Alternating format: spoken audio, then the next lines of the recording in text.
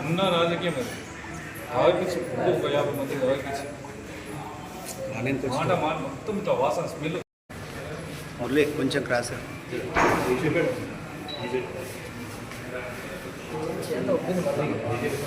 ఒక్క నిమిషం వీడియో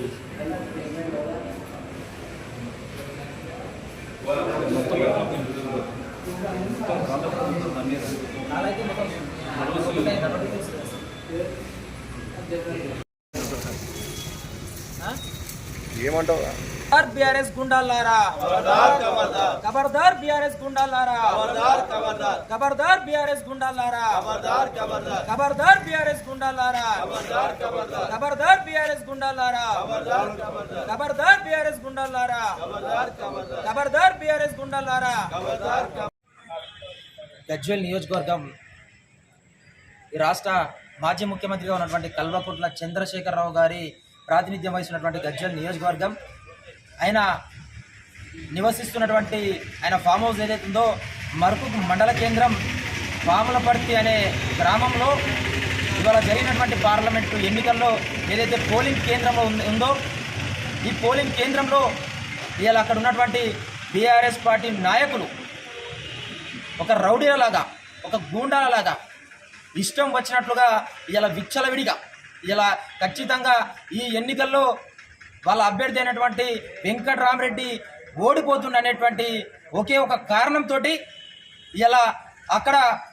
ఏదైతే ఈ మరుకు మండల కేంద్రం ఉందో ఈ పాములపర్తి గ్రామంలో ఉన్నటువంటి పోలింగ్ బూత్లో ఇలా వాళ్ళు విచ్చలవిడిగా పోలింగ్ సెంటర్లోకి వచ్చి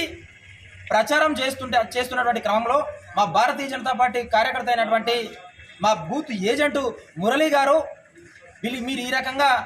పోలింగ్ సెంటర్లోకి వచ్చి ప్రచారం చేయడం కరెక్ట్ కాదని చెప్పేసి పోయి ఆయన కానిస్టేబుల్ చెప్పిన కారణంతో ఇలా అక్కడనే కాపుగాచి మా మురళి బయటికి రాగానే నువ్వు ఏ రకంగా చెప్తావు అని చెప్పేసి ఇలా మద్యం మత్తులో ఇష్టం వచ్చినట్టు తాగొచ్చి ఇలా సుమారు 150 నుంచి 200 మంది తాగేసి వచ్చి ఇలా మా మురళి అనేటువంటి కార్యకర్త మీద ఇష్టం వచ్చినట్టుగా దాడి చేసి బండితో పాటు ఆయనను కూడా కింద ఎత్తేసి ఇలా 10-15 మంది ఆయన మీద దాడి చేసి కొట్టినటువంటి సందర్భం.